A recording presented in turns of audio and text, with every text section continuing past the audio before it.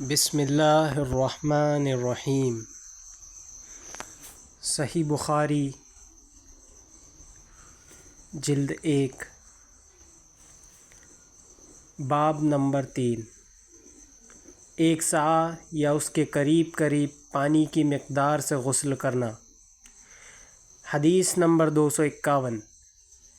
حضرت ابو سلمہ سے روایت ہے، فرماتے ہیں میں اور حضرت عائشہ رضی اللہ عنہا کے بھائی حضرت عائشہ رضی اللہ عنہا کی خدمت میں حاضر ہوئے۔ ان کے بھائی نے نبی صلی اللہ علیہ وسلم کے غسل کے متعلق دریافت کیا تو انہوں نے صاع جیسا ایک برتن منگوایا، پھر غسل کیا اور اسے اپنے سر پر بہایا۔ اس وقت ہمارے اور آپ کے درمیان پردہ حائل تھا۔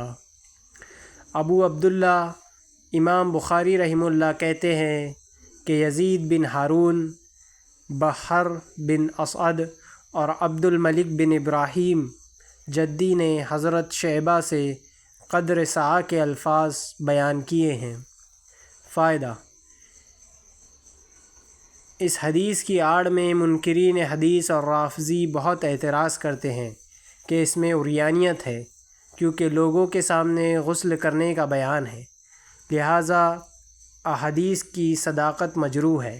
حالانکہ حدیث میں اس بات کی وضاحت ہے کہ ہمارے اور عائشہ رضی اللہ عنہا کے درمیان حجاب تھا، یعنی یہ غسل پس پردہ کیا گیا تھا۔ پھر سوال کرنے والے بھی محرم تھے، ایک آپ کا رضاعی بھانجا اور دوسرا رضاعی بھائی تھا۔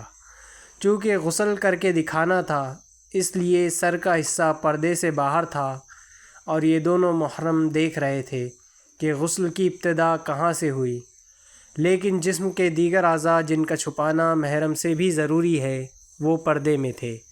فتح الباری 1/474۔ حدیث نمبر 252۔ حضرت ابو جعفر رحمہ اللہ سے روایت ہے کہ وہ اور ان کے والد گرامی حضرت جابر بن عبداللہ رضی اللہ عنہما کے پاس تھے، جبکہ ان کے ہاں اور لوگ بھی تھے۔ انہوں نے حضرت جابر رضی اللہ عنہ سے غسل کے متعلق سوال کیا تو انہوں نے جواب دیا، تجھے 1 سا کافی ہے۔ اس پر انہی لوگوں میں سے کسی نے کہا، مجھے تو کافی نہیں ہے۔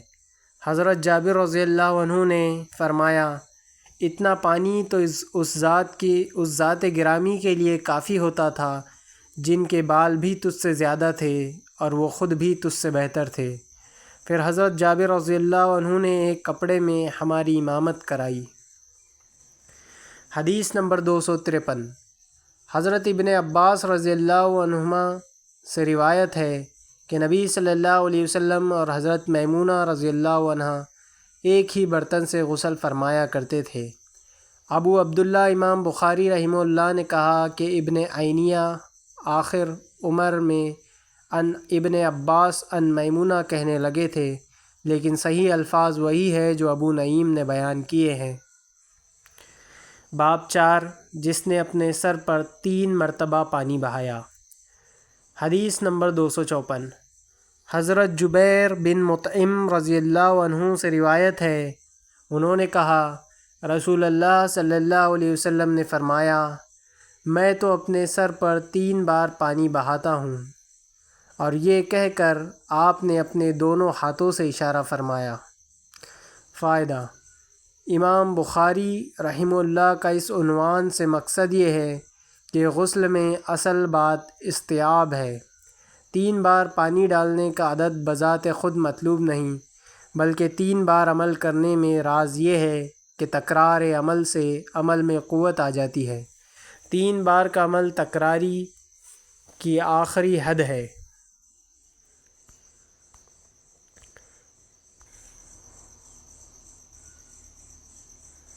حدیث نمبر 255۔ حضرت جابر بن عبداللہ رضی اللہ عنہما سے روایت ہے، آپ نے فرمایا، رسول اللہ صلی اللہ علیہ وسلم اپنے سر پر 3 بار پانی بہایا کرتے تھے۔ حدیث نمبر 256۔ حضرت ابو جعفر رحمہ اللہ کا بیان ہے کہ ہم سے حضرت جابر بن عبداللہ رضی اللہ عنہما نے فرمایا، میرے پاس تمہارے چچا زاد آئے تھے۔ ان کا اشارہ حسن بن محمد ابن حنفیہ کی طرف تھا۔ انہوں نے پوچھا، غسل جنابت کا کیا طریقہ ہے؟ میں نے کہا، نبی صلی اللہ علیہ وسلم 3 چلو لیتے اور انہیں اپنے سر پر بہاتے تھے، پھر اپنے تمام بدن پر پانی ڈالتے تھے۔ حسن نے کہا، میں تو بہت بالوں والا شخص ہوں۔ میں نے جواب دیا، نبی صلی اللہ علیہ وسلم کے بال تم سے زیادہ تھے۔ باب 5 غسل میں 1 مرتبہ پانی ڈالنا۔ حدیث نمبر 257۔ حضرت ابن عباس رضی اللہ عنہما سے روایت ہے، انہوں نے کہا، حضرت میمونہ رضی اللہ عنہا نے فرمایا، میں نے 1 مرتبہ نبی صلی اللہ علیہ وسلم کے غسل کے لیے پانی رکھا۔ آپ نے اپنا ہاتھ 2 یا 3 مرتبہ دھویا، پھر آپ نے اپنے بائیں ہاتھ پر پانی ڈال کر اپنی شرمگاہ کو دھویا، پھر آپ نے اپنا ہاتھ زمین پر رگڑا، بعد ازاں کلی کی اور ناک میں پانی چڑھایا، پھر چہرے مبارک اور دونوں ہاتھوں کو دھویا۔ اس کے بعد آپ نے اپنے جسم پر پانی بہایا، پھر اپنی جگہ سے ہٹ کر دونوں پاؤں دھوئے۔ باب 6 جس شخص نے غسل کے وقت حلاب یا خوشبو سے ابتدا کی۔ حدیث نمبر 258۔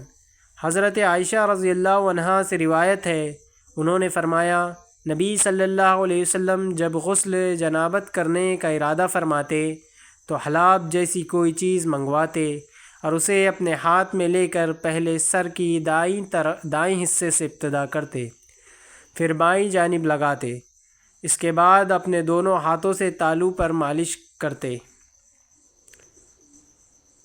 فائدہ: حلاب سے مراد روغن، خوشبو یا برتن جس میں اونٹنی کا دودھ دوہا جاتا ہے۔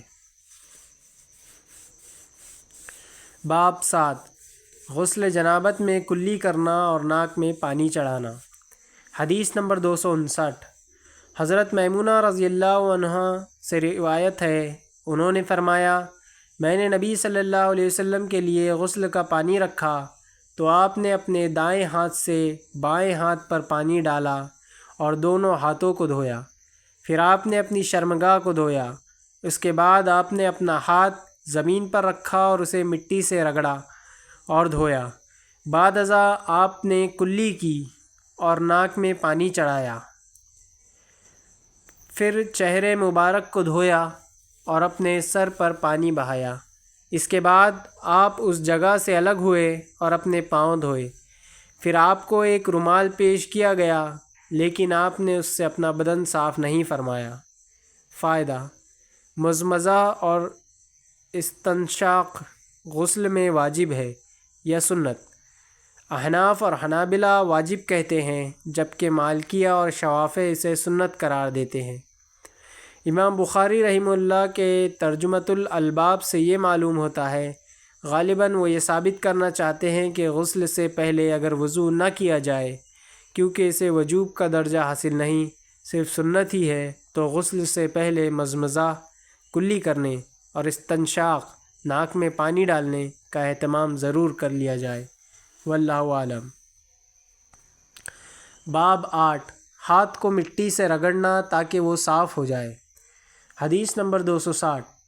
حضرت ابن عباس رضی اللہ عنہما سے روایت ہے، وہ حضرت میمونہ رضی اللہ عنہا سے روایت کرتے ہیں کہ نبی صلی اللہ علیہ وسلم نے بائیں طور غسل جنابت کیا کہ پہلے اپنی شرمگاہ کو اپنے ہاتھ سے دھویا، پھر ہاتھ کو دیوار سے رگڑا اور اسے دھویا، پھر نماز کے وضو کی طرح وضو کیا، اور جب آپ غسل سے فارغ ہو گئے تو اپنے دونوں پاؤں دھوئے۔ باب 9 کیا جنبی اپنے ہاتھ دھونے سے پہلے انہیں برتن میں ڈال سکتا ہے جبکہ جنابت کے علاوہ اس کے ہاتھ پر کوئی گندگی نہ ہو؟ حضرت ابن عمر رضی اللہ عنہما اور حضرت براء بن عازب رضی اللہ عنہما نے اپنے ہاتھ دھونے سے پہلے انہیں غسل کے پانی میں ڈالا تھا، پھر اس سے وضو کیا۔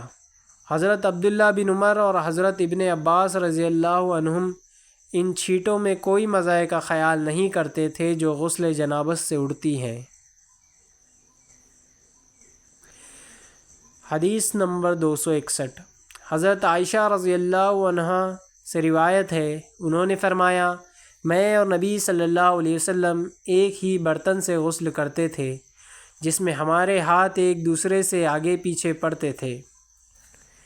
حدیث نمبر 262 حضرت عائشہ رضی اللہ عنہا ہی سے روایت ہے کہ رسول اللہ صلی اللہ علیہ وسلم جب غسل جنابت فرماتے تو پہلے اپنا ہاتھ دھوتے تھے۔ حدیث نمبر 263 حضرت عائشہ رضی اللہ عنہا ہی سے روایت ہے، وہ فرماتی ہیں میں اور نبی صلی اللہ علیہ وسلم ایک ہی برتن میں غسل جنابت کرتے تھے۔ عبد الرحمن بن قاسم اپنے والد قاسم بن محمد بن ابی بکر کے واسطے سے بھی حضرت عائشہ رضی اللہ عنہا سے اسی طرح روایت کرتے ہیں۔ حدیث نمبر 264 حضرت انس رضی اللہ عنہ سے روایت ہے، انہوں نے فرمایا نبی صلی اللہ علیہ وسلم اور آپ کی بیویوں میں سے کوئی بیوی ایک ہی برتن سے غسل کرتے تھے۔ اس روایت میں مسلم بن ابراہیم اور وہب بن جریر نے بواسطہ شعبہ یہ اضافہ بیان کیا ہے کہ وہ غسل جنابت کا ہوتا تھا۔ فائدہ: بہرحال امام بخاری رحمہ اللہ کا منشا یہ ہے کہ یہ تمام احادیث مطلق ہے اور ان کا تعلق جنابت سے ہے۔ پانی لینے کی کوئی بھی صورت ہو، اگر ہاتھ پر کوئی ظاہری نجاست لگی ہوئی نہ ہو تو غسل سے قبل پانی یا برتن میں ہاتھ ڈالنے سے کوئی نقصان نہیں ہوتا۔ ہاں اگر کوئی نجاست لگی ہو تو اسے غسل سے قبل ضرور دھو لینا چاہیے۔ اگر اسے دھوئے بغیر پانی یا برتن میں ہاتھ ڈال دیا تو اس سے پانی نجس ہو جائے گا۔ باب 10 غسل اور وضو کے درمیان فاصلہ کرنا۔ حضرت ابن عمر رضی اللہ عنہما سے منقول ہے کہ انہوں نے اپنے قدموں کو وضو کا پانی خشک ہو جانے کے بعد دھویا۔ حدیث نمبر 265 حضرت ابن عباس رضی اللہ عنہما کہتے ہیں کہ حضرت میمونہ رضی اللہ عنہا سے روایت ہے، انہوں نے فرمایا میں نے رسول اللہ صلی اللہ علیہ وسلم کے لیے غسل کا پانی رکھا تو آپ نے اپنے دونوں ہاتھوں پر پانی ڈالا اور انہیں 2 یا 3 مرتبہ دھویا۔ پھر آپ نے اپنے دائیں ہاتھ سے بائیں ہاتھ پر پانی ڈالا اور اپنی شرمگاہ کو دھویا۔ بعد ازاں آپ نے اپنا ہاتھ زمین پر رگڑا، پھر کلی کی اور ناک میں پانی چڑھایا۔ پھر آپ نے اپنا چہرہ اور اپنے ہاتھوں کو دھویا۔ پھر اپنے سر کو 3 مرتبہ دھویا اور بدن پر پانی بہایا۔ پھر آپ اپنی جگہ سے ہٹ گئے اور دونوں پاؤں دھوئے۔ باب 11 جس شخص نے غسل کے وقت اپنے دائیں ہاتھ سے بائیں ہاتھ پر پانی ڈالا۔ حدیث نمبر 266 حضرت میمونہ بنت حارث رضی اللہ عنہا سے روایت ہے، انہوں نے کہا میں نے رسول اللہ صلی اللہ علیہ وسلم کے لیے غسل کا پانی رکھا اور پردہ کر دیا۔ آپ نے اپنے دائیں ہاتھ سے بائیں ہاتھ پر پانی ڈالا، پھر اسے 1 یا 2 مرتبہ دھویا۔ حضرت سلیمان عامش کہتے ہیں مجھے یاد نہیں سالم نے تیسری مرتبہ کا ذکر کیا یا نہیں۔ پھر آپ نے اپنے دائیں ہاتھ سے بائیں ہاتھ پر پانی ڈالا اور اپنی شرمگاہ کو دھویا۔ پھر زمین یا دیوار سے اپنا ہاتھ رگڑا۔ پھر آپ نے کلی کی اور ناک میں پانی چڑھایا اور اپنے چہرے مبارک اور ہاتھوں کو دھویا اور سر کو دھویا۔ پھر بدن پر پانی بہایا۔ اس کے بعد ایک طرف ہٹ کر اپنے دونوں پاؤں دھوئے۔ بعد ازاں میں نے ایک کپڑا دیا، لیکن آپ نے اپنے ہاتھ سے اس طرح اشارہ فرمایا اور اس کے لینے کا ارادہ نہیں فرمایا۔ باب 12 ایک دفعہ جمع کے بعد دوبارہ ہم بستر ہونا اور ایک ہی غسل سے تمام بیویوں کے پاس جانا۔ حدیث نمبر 267 حضرت ابراہیم بن محمد بن منتشر سے روایت ہے، وہ اپنے والد محمد بن منتشر سے بیان کرتے ہیں، انہوں نے کہا میں نے حضرت عائشہ رضی اللہ عنہا کے سامنے اس غسل احرام میں استعمال خوشبو کا ذکر کیا تو انہوں نے فرمایا اللہ تعالیٰ عبد الرحمن ابن عمر پر رحم فرمائے، انہیں غلط فہمی ہوئی، میں نے رسول اللہ صلی اللہ علیہ وسلم کو خوشبو لگائی۔ پھر آپ اپنی تمام ازواج مطہرات کے پاس گئے اور صبح کو احرام اس حالت میں باندھا کہ خوشبو سے آپ کا جسم مہک رہا تھا۔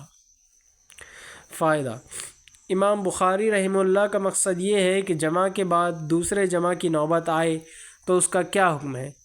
یہ جمع خواہ اس بیوی سے ہو جس سے پہلی بار کیا گیا تھا یا دوسری کسی بیوی سے۔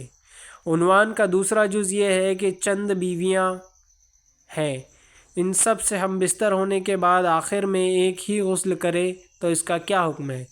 یہ دونوں جائز ہے۔ دوسرے مسئلے کے ثبوت سے پہلا مسئلہ خود بخود ثابت ہو جائے گا، کیونکہ جب متعدد بیویوں سے فراغت کے بعد ایک ہی غسل درست ہوا تو دوبارہ جمع خود بخود ثابت ہو گیا۔ حدیث نمبر 268، حضرت انس رضی اللہ عنہ سے روایت ہے، انہوں نے فرمایا نبی صلی اللہ علیہ وسلم دن اور رات کے ایک ہی وقت میں اپنی تمام ازواج مطہرات کے پاس گئے اور یہ 11 تھی۔ راوی نے کہا میں نے پوچھا کیا رسول اللہ صلی اللہ علیہ وسلم اس کی طاقت رکھتے تھے؟ حضرت انس رضی اللہ عنہ نے فرمایا ہم آپس میں کہا کرتے تھے کہ آپ کو 30 مردوں کے برابر طاقت دی گئی ہے۔ سعید راوی نے قتادہ سے روایت کرتے ہوئے حضرت انس رضی اللہ عنہ سے یہ نقل کیا ہے کہ آپ کی 9 ازواج مطہرات تھی۔ باب 13، مزی کا دھونا اور اس کے خروج سے وضو کا واجب ہونا۔ حدیث نمبر 269، حضرت علی رضی اللہ عنہ سے روایت ہے، انہوں نے فرمایا مجھے مزی بکثرت آتی تھی، چونکہ میرے گھر میں نبی صلی اللہ علیہ وسلم کی صاحبزادی تھی، اس لیے میں نے ایک شخص سے کہا کہ وہ آپ سے اس کے متعلق سوال کرے۔ انہوں نے پوچھا تو آپ نے فرمایا وضو کر لو اور اپنے عضو مخصوص کو دھو لو۔ باب 14، جس سے خوشبو لگائی پھر غسل کیا لیکن خوشبو کا اثر باقی رہا۔ حدیث نمبر 270، حضرت ابراہیم بن محمد بن منتشر سے روایت ہے، وہ اپنے والد محمد بن منتشر سے بیان کرتے ہیں، انہوں نے کہا میں نے حضرت عائشہ رضی اللہ عنہ سے پوچھا اور ان سے حضرت ابن عمر رضی اللہ عنہما کے اس قول کا بھی ذکر کیا کہ میں یہ بات گوارا نہیں کرتا کہ احرام باندھوں اور خوشبو میرے جسم سے مہک رہی ہو۔ اس پر حضرت عائشہ رضی اللہ عنہا نے فرمایا میں نے خود رسول اللہ صلی اللہ علیہ وسلم کو خوشبو لگائی، پھر آپ اپنی تمام ازواج کے پاس گئے اور اس کے بعد احرام باندھا۔ حدیث نمبر 271، حضرت عائشہ رضی اللہ عنہا ہی سے روایت ہے، آپ نے فرمایا گویا میں نبی صلی اللہ علیہ وسلم کی مانگ میں خوشبو کی چمک دیکھ رہی ہوں اور آپ احرام باندھے ہوئے ہیں۔ فائدہ، شاہ ولی اللہ محدث دہلوی نے شرح تراجم بخاری میں اس عنوان کا یہ مقصد بیان کیا ہے کہ غسل یا وضو میں اعضاء کو ملنا ضروری نہیں۔ یہی وجہ ہے کہ رسول اللہ صلی اللہ علیہ وسلم کے جسم اطہر پر غسل کے بعد بھی خوشبو کا اثر باقی رہا۔ اگر آپ نے بدن کو ملا ہوتا یا اس میں مبالغہ کیا ہوتا تو خوشبو یا اس کے اثرات باقی رہنا مشکل تھا۔ ہم شاہ صاحب کے بیان پر مزید اضافہ کرتے ہیں کہ امام بخاری رحمہ اللہ نے غسل سے متعلق 2 مسائل کی طرف اشارہ کیا ہے۔ ایک، خوشبو کے استعمال کے بعد جب مجامعت کا عمل کیا تو بدن ناپاک ہو گیا، اور بدن کی ناپاکی سے خوشبو کا متاثر ہونا بھی یقینی ہے۔ اب اگر غسل کے بعد ایسی خوشبو کا اثر باقی رہے تو شرعاً اس کا کیا حکم ہے؟ امام صاحب نے بتا دیا کہ وہ خوشبو جو جنابت کے اثر سے متاثر تھی غسل کے بعد طاہر ہے اور غسل بھی معتبر ہے۔ نیز جنابت کی حالت میں جنابت سے متاثر شدہ خوشبو کا غسل کے بعد باقی رہنا مضر نہیں۔ 2، بدن پر خوشبو یا تیل کے استعمال کے بعد غسل کیا جائے تو ایسی حالت میں پانی جسم پر بہت کم نفوذ کرتا ہے، کیونکہ خوشبو یا تیل کی چکناہٹ جلد کی تہہ تک پانی پہنچانے میں بعض اوقات رکاوٹ بن جاتی ہے۔ اس قسم کے غسل کی کیا حیثیت ہے؟ اس عنوان سے معلوم ہوا کہ غسل صحیح ہے اور اس قسم کے خیالات شریعت کی نظر میں ناقابل التفات ہے۔ باب 15، بالوں کا خلال کرنا اور جب یقین ہو گیا کہ کھال تر ہو گئی تو اس پر پانی بہا دینا۔ حدیث نمبر 272، حضرت عائشہ رضی اللہ عنہا سے روایت ہے، انہوں نے فرمایا رسول اللہ صلی اللہ علیہ وسلم جب غسل جنابت کرتے تو پہلے اپنے ہاتھوں کو دھوتے اور نماز کے وضو کی طرح وضو کرتے، پھر غسل کا آغاز کرتے، پھر اپنے ہاتھ سے بالوں کا خلال کرتے اور جب یقین ہو جاتا کہ خال تر ہو گئی ہے تو 3 دفعہ اس پر پانی بہاتے، پھر تمام بدن کا غسل کرتے۔ حدیث نمبر 273۔ حضرت عائشہ رضی اللہ عنہا نے فرمایا، میں اور نبی صلی اللہ علیہ وسلم ایک برتن میں غسل کرتے تھے، ہم دونوں اس سے چلو بھر بھر کر پانی لیتے تھے۔ فائدہ: غسل جنابت میں جلد تک پانی پہنچانا ضروری ہے اور تمام بالوں کو تر کرنا بھی لازم ہے۔ صرف عورتوں کو گندھے ہوئے بالوں کے متعلق اجازت ہے کہ وہ انہیں غسل جنابت میں کھولے بغیر اپنے سر پر 3 دفعہ پانی ڈال لیں، جیسا کہ حضرت ثوبان رضی اللہ عنہ سے اس کی تفصیل مروی ہے۔ سنن ابی داؤد الطہارہ، حدیث نمبر 255۔ باب 16، جس نے بحالت جنابت وضو کیا پھر سارا بدن دھویا اور اعضائے وضو دوبارہ نہیں دھوئے۔ حدیث نمبر 274۔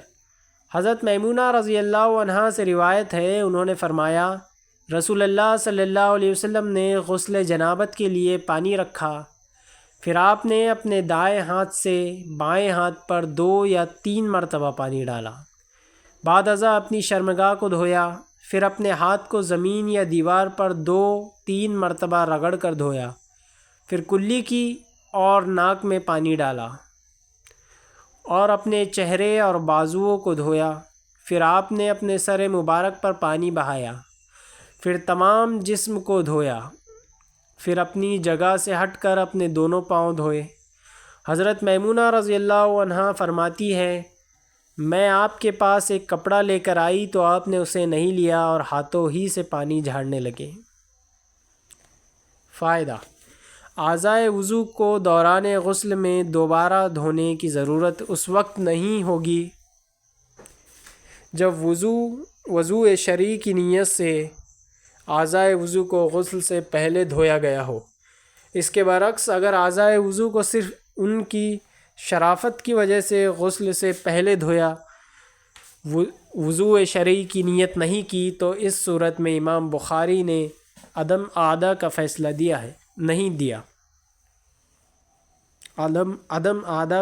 نہیں دیا۔ باب 17، جب کسی کو مسجد میں یاد آئے کہ وہ جنبی ہے تو اسی حالت میں باہر آ جائے، اسے تمیمم کرنے کی ضرورت نہیں۔ حدیث نمبر 275۔ حضرت ابو ہریرہ رضی اللہ عنہ سے روایت ہے، انہوں نے کہا، ایک دفعہ نماز کے لیے اقامت کہہ دی گئی اور کھڑے ہو کر صفیں بھی سیدھی کر لی گئی تو رسول اللہ صلی اللہ علیہ وسلم ہمارے پاس تشریف لائے۔ جب آپ مصلی پر کھڑے ہو چکے تو یاد آیا کہ آپ جنابت کی حالت میں ہیں۔ اس وقت آپ نے ہم سے فرمایا، اپنی جگہ ٹھہرے رہو۔ پھر آپ واپس چلے گئے، غسل فرمایا اور دوبارہ مسجد میں تشریف لائے تو آپ کے سر مبارک سے پانی ٹپک رہا تھا۔ چنانچہ آپ نے نماز کے لیے تکبیر کہی اور ہم نے آپ کے ساتھ نماز ادا کی۔ عبدالعالی نے بواسطہ معمر زہری سے عثمان بن عمر کی مطابعت کی ہے اور اوزاعی نے بھی زہری سے اس روایت کو بیان کیا ہے۔ باب 18، غسل جنابت کے بعد ہاتھوں سے پانی جھاڑنا۔ حدیث نمبر 276۔ حضرت ابن عباس رضی اللہ عنہما سے روایت ہے، انہوں نے کہا، حضرت میمونہ رضی اللہ عنہا نے فرمایا، میں نے نبی صلی اللہ علیہ وسلم کے لیے غسل کا پانی رکھا اور ایک کپڑے سے پردہ بھی کر دیا۔ پہلے آپ نے اپنے دونوں ہاتھوں پر پانی ڈالا اور انہیں دھویا، پھر دائیں ہاتھ سے بائیں ہاتھ پر پانی ڈالا اور اپنی شرمگاہ کو دھویا، پھر اپنے ہاتھ کو زمین پر خوب رگڑا اور اسے دھویا، اس کے بعد کلی کی اور ناک میں پانی ڈالا، پھر چہرہ اور بازو دھوئے، پھر اپنے سر پر پانی بہایا اور سارے جسم کو دھویا۔ اس کے بعد ایک طرف ہٹ کر اپنے دونوں پاؤں دھوئے۔ بعد ازاں میں نے آپ کو ایک کپڑا دینا چاہا لیکن آپ نے اسے نہیں لیا اور آپ اپنے دونوں ہاتھوں سے پانی جھاڑتے ہوئے چلے گئے۔ فائدہ: شاہ ولی اللہ محدث دہلوی فرماتے ہیں کہ غسل کرنے کے بعد جو پانی بدن پر رہ گیا وہ پاک ہے، اگرچہ وہ اس پانی کا بقیہ ہے جس سے جنابت کو دور کیا گیا تھا۔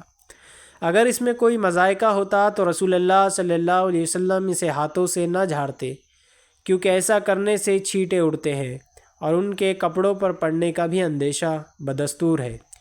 اس لیے مناسب یہ تھا کہ احتیاط کے ساتھ تولیے وغیرہ سے پانی کو خشک کر لیا جاتا، لیکن آپ نے ایسا نہیں کیا۔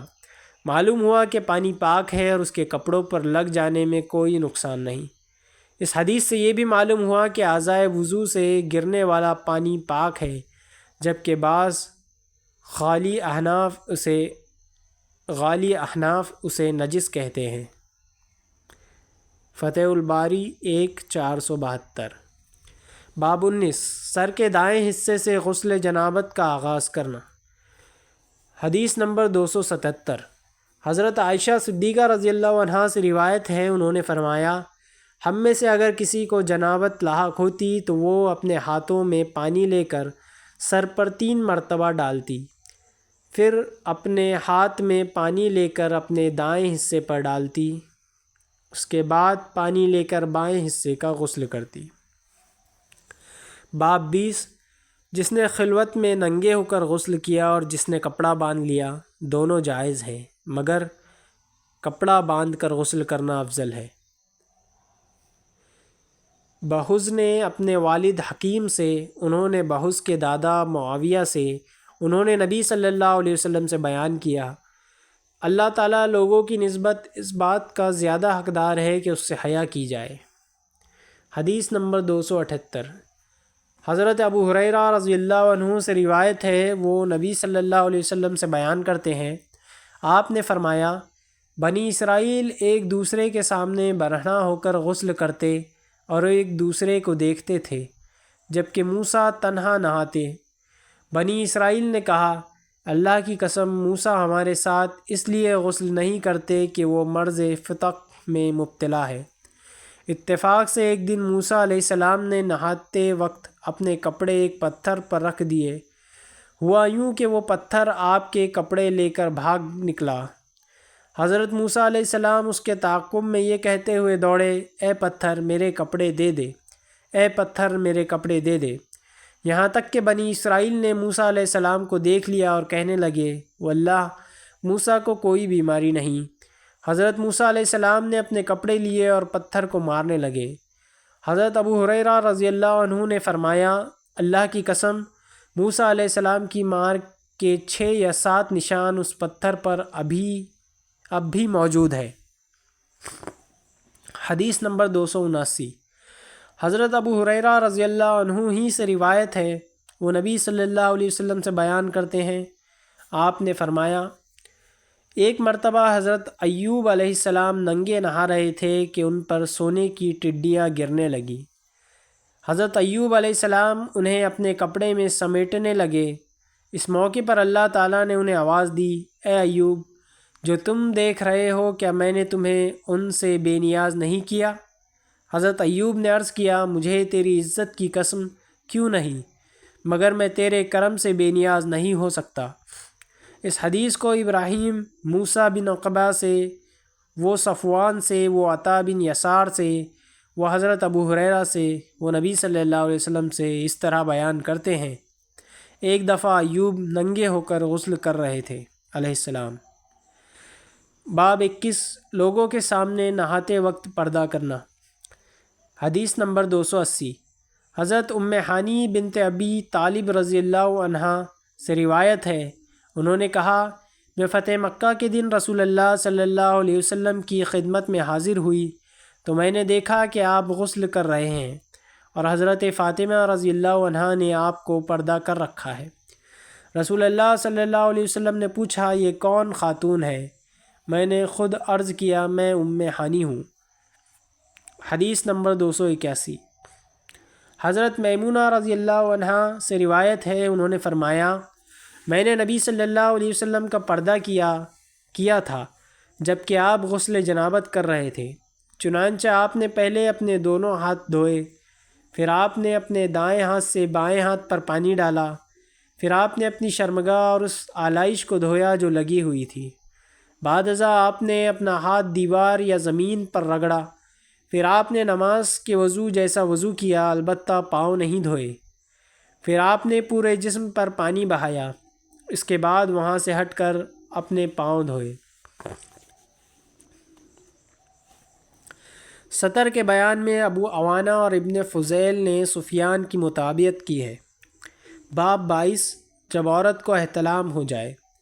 حدیث نمبر 282، حضرت ام المومنین ام سلمہ رضی اللہ عنہا سے روایت ہے، انہوں نے فرمایا ابو طلحہ کی بیوی حضرت ام سلیم رضی اللہ عنہا رسول اللہ صلی اللہ علیہ وسلم کی خدمت میں حاضر ہوئیں اور عرض کیا، یا رسول اللہ، اللہ تعالیٰ حق بات بیان کرنے سے حیا نہیں کرتا، جب عورت کو احتلام ہو جائے تو کیا اس پر غسل واجب ہوتا ہے؟ رسول اللہ صلی اللہ علیہ وسلم نے فرمایا، ہاں، جب پانی دیکھے۔ فائدہ: اس عنوان سے امام بخاری رحمہ اللہ کا مقصود یہ ہے کہ مرد کی طرح عورت کو بھی احتلام ہوتا ہے، لیکن بحالت خواب اگر وہ جماع کی حالت دیکھے تو بیداری کے بعد اگر اپنے کپڑے پر تری دیکھے تو عورت پر غسل واجب ہو جاتا ہے۔ احتلام کے متعلق مرد و عورت میں مساوات کا حکم ہے کہ حالت نوم میں بصورت انزال دونوں پر غسل واجب ہو جاتا ہے اور بصورت عدم انزال دونوں پر غسل واجب نہیں ہوگا۔ باب 23، جنبی کا پسینہ اور یہ کہ مسلمان نجس نہیں ہوتا۔ حدیث نمبر 283،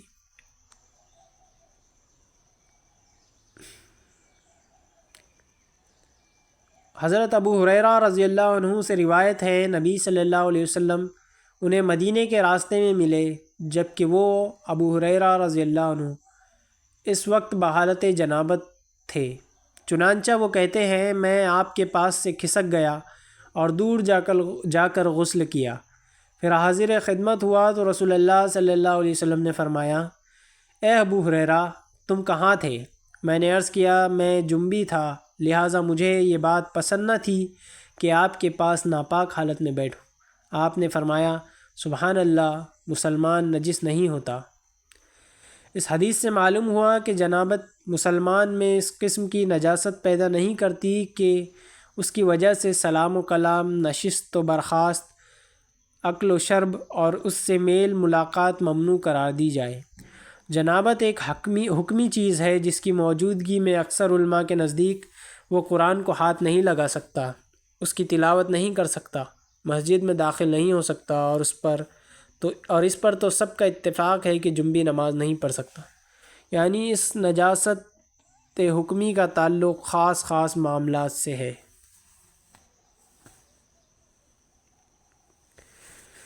باب 24، جنبی کا گھر سے باہر نکلنا، بازار میں چلنا وغیرہ جائز ہے۔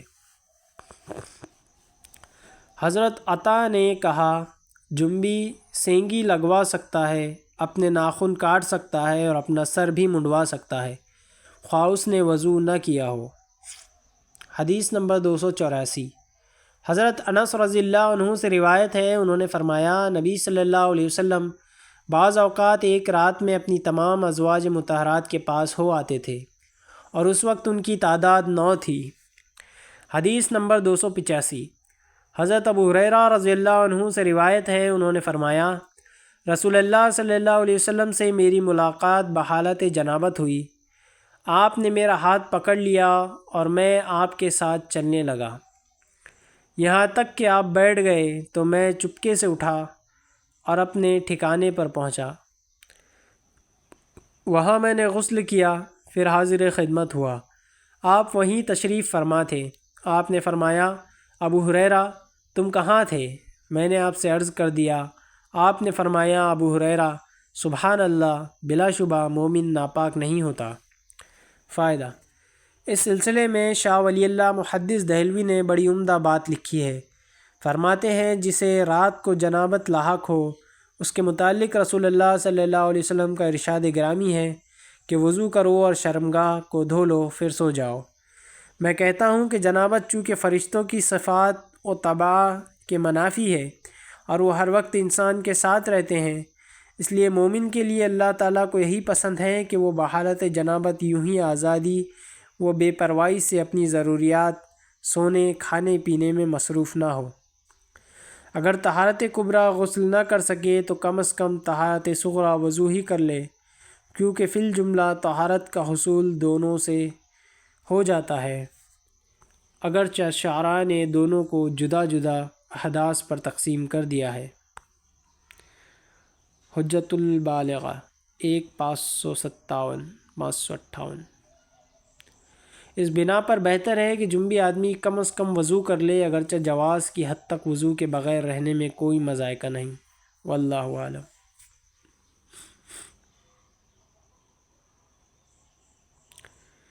باب 25 غسل سے پہلے جنبی کا گھر میں ٹھہرنا جبکہ وہ وضو کر لے۔ حدیث نمبر 286 حضرت ابو سلمہ سے روایت ہے، انہوں نے کہا میں نے حضرت عائشہ رضی اللہ عنہا سے دریافت کیا، آیا نبی صلی اللہ علیہ وسلم بحالت جنابت گھر میں سو جاتے تھے؟ انہوں نے فرمایا ہاں، لیکن وضو کر لیتے تھے۔ باب 26 جنبی کا سونا۔ حدیث نمبر 287 حضرت ابن عمر رضی اللہ عنہما سے روایت ہے، حضرت عمر بن خطاب نے رسول اللہ صلی اللہ علیہ وسلم سے پوچھا کہ ہم میں سے کوئی جنابت کی حالت میں سو سکتا ہے؟ آپ نے فرمایا ہاں، وضو کر کے بحالت جنابت سو سکتا ہے۔ باب 27 جنبی وضو کرے پھر سوئے۔ حدیث نمبر 288 حضرت عائشہ رضی اللہ عنہا سے روایت ہے، انہوں نے فرمایا نبی صلی اللہ علیہ وسلم جب بحالت جنابت سونا چاہتے تو پہلے اپنی شرمگاہ کو دھوتے، پھر وضو کرتے جو نماز کے لیے کیا جاتا ہے۔ حدیث نمبر 290 حضرت عبداللہ بن عمر رضی اللہ عنہما ہی سے روایت ہے، انہوں نے کہا حضرت عمر رضی اللہ عنہ نے نبی صلی اللہ علیہ وسلم سے مسئلہ دریافت کیا، آیا ہم میں سے کوئی حالت جنابت میں سو سکتا ہے؟ آپ نے فرمایا ہاں، جب وضو کر لے۔ حدیث نمبر 290 حضرت عبداللہ بن عمر رضی اللہ عنہما ہی سے روایت ہے، حضرت عمر رضی اللہ عنہ نے رسول اللہ صلی اللہ علیہ وسلم سے ذکر کیا کہ اسے ابن عمر رضی اللہ عنہما کو رات کے کسی حصے میں جنابت لاحق ہو جاتی ہے، تو رسول اللہ صلی اللہ علیہ وسلم نے ان سے فرمایا وضو کر لو اور اپنا وضو دھو لو پھر سو جاؤ۔ فائدہ بحالت جنابت نیند سے پہلے وضو کرنا ضروری نہیں بلکہ مستحب اور افضل ہے۔ اس کی تائید ایک روایت سے بھی ہوتی ہے کہ آپ نے غسل جنابت سے قبل سونے کے سوال پر فرمایا کہ ہاں سو سکتا ہے مگر وضو کرے اگر چاہے۔ انشاء کے الفاظ سے وجوب نہیں بلکہ استحباب ثابت ہوتا ہے۔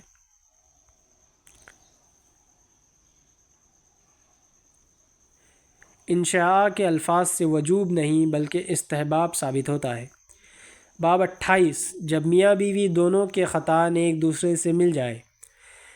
حدیث نمبر 291 حضرت ابو ہریرہ رضی اللہ عنہ سے روایت ہے، وہ نبی صلی اللہ علیہ وسلم سے بیان کرتے ہیں، آپ نے فرمایا جب مرد عورت کے چاروں اعضاء کے درمیان بیٹھ جائے پھر کوشش شروع کر دے تو غسل واجب ہو جائے گا۔ اس حدیث کی مطابقت عمرو بن مرزوق نے بواسطہ شعبہ عن قتادہ کی ہے، اور موسیٰ نے کہا ہم سے ابان نے حدیث بیان کی، انہوں نے قتادہ سے بیان کی، قتادہ نے حضرت حسن سے یہی روایت بیان کی۔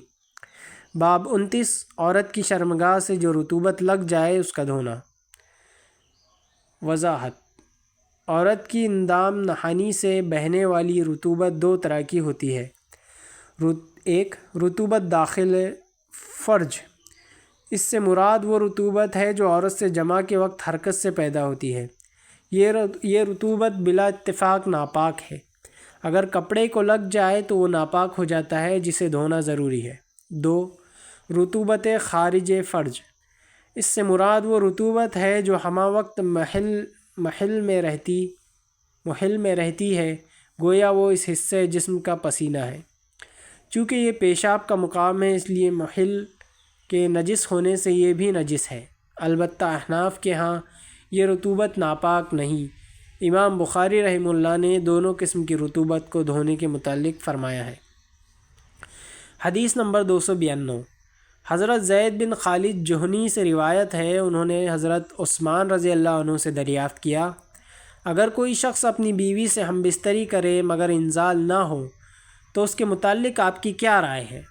حضرت عثمان رضی اللہ عنہ نے فرمایا وہ وضو کرے جیسا کہ نماز کے لیے وضو کرتا ہے اور اپنے وضو مخصوص کو دھو لے۔ حضرت عثمان رضی اللہ عنہ نے یہ بھی کہا کہ میں نے رسول اللہ صلی اللہ علیہ وسلم سے ایسا ہی سنا ہے۔ حضرت زید کہتے ہیں میں نے پھر اس کے متعلق حضرت علی بن ابی طالب، زبیر بن عوام، طلحہ بن عبید اللہ اور ابی بن کعب رضی اللہ عنہم سے دریافت کیا تو انہوں نے بھی یہی فیصلہ دیا۔ یحییٰ بن ابی کثیر نے کہا مجھے ابو سلمہ نے خبر دی، انہیں عروہ بن زبیر نے بتایا، انہیں ابو ایوب انصاری نے خبر دی، انہوں نے رسول اللہ صلی اللہ علیہ وسلم سے سنا۔ حدیث نمبر 293، حضرت ابو ایوب رضی اللہ عنہ سے روایت ہے، انہوں نے کہا مجھے ابی بن کعب نے بتایا، انہوں نے عرض کیا یا رسول اللہ، جب کوئی مرد اپنی بیوی سے ہم بستر ہو اور اسے انزال نہ ہو تو آپ نے فرمایا اس مقام کو دھو لے جس سے عورت کو مس کیا تھا، پھر وضو کرے اور نماز پڑھ لے۔ ابو عبداللہ بخاری کہتے ہیں کہ غسل کرنے میں ہی احتیاط ہے۔ یہ آخری روایت ہم نے صحابہ کرام رضی اللہ عنہم کے اختلاف کی وجہ سے بیان کی ہے۔ فائدہ، جمہور علماء کا موقف ہے کہ ایسے حالات میں غسل واجب ہے اور یہی درست بات ہے۔ فتح الباری 1/517۔ بسم اللہ الرحمن الرحیم۔ 6 کتاب الحیض، حیض سے متعلق احکام و مسائل۔ ارشاد باری تعالیٰ ہے اور لوگ آپ سے حیض کے بارے میں سوال کرتے ہیں، کہہ دیجئے وہ ایک گندگی ہے، لہٰذا حالت حیض میں عورتوں سے الگ رہو، اور جب تک وہ پاک نہ ہو جائیں ان کے قریب نہ جاؤ۔ ہاں، جب وہ خوب پاک ہو جائیں تو ان کے پاس جاؤ جہاں سے اللہ تعالیٰ نے تمہیں اجازت دی ہے۔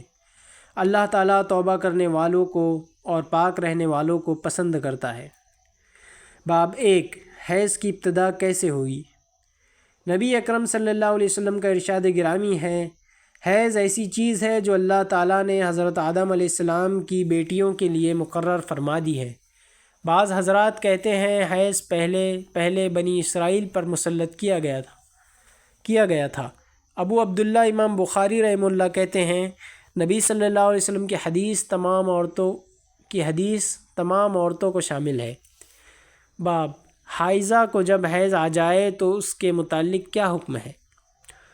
حدیث نمبر 294، حضرت عائشہ رضی اللہ عنہا سے روایت ہے، وہ فرماتی ہیں ہم سب مدینہ منورہ سے صرف حج کے ارادے سے نکلے، چنانچہ جب ہم مقام صرف پر پہنچے تو مجھے حیض آ گیا۔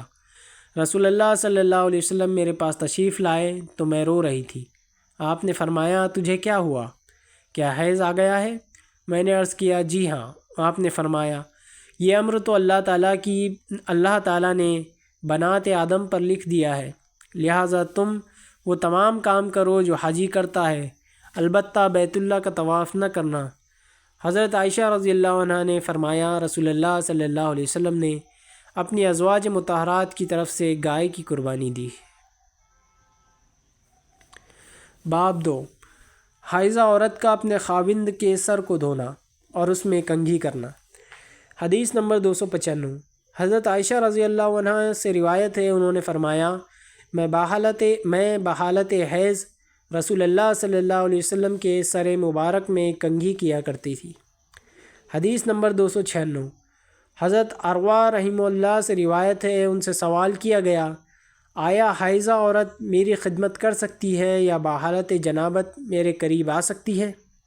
حضرت عروہ نے فرمایا میرے نزدیک اس میں کوئی حرج نہیں، اس طرح کی عورتیں میری بھی خدمت بجا لاتی ہیں، کسی شخص پر اس سلسلے میں کوئی مضائقہ نہیں۔